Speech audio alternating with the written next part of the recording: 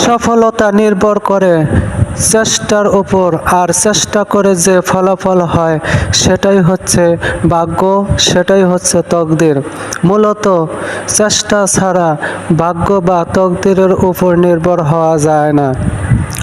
যেমন আপনি নিয়ত করলেন আপনি ঢাকা যাবেন, তাহলে ঢাকা যাওয়ার জন্য আপনার ঘর থেকে প্রস্তুতি নিতে হবে, বাহির হতে হবে, রাস্তায় যেতে হবে, এটাই হচ্ছে আপনার চেষ্টা।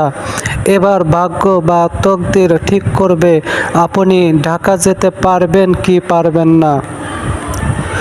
আর আপনি ঘর থেকে নিয়ত করলেন ঢাকা যাবেন, কিন্তু আপনি প্রস্তুতি নিলেন না, বাহির হলেন না, রাস্তায় গেলেন না। দিন শেষে আপনি ভাগ্য বা তকদিরকে দোষারোপ করতে পারবেন না, কারণ আপনি ঢাকা যাওয়ার জন্য কোনো চেষ্টাই করেননি।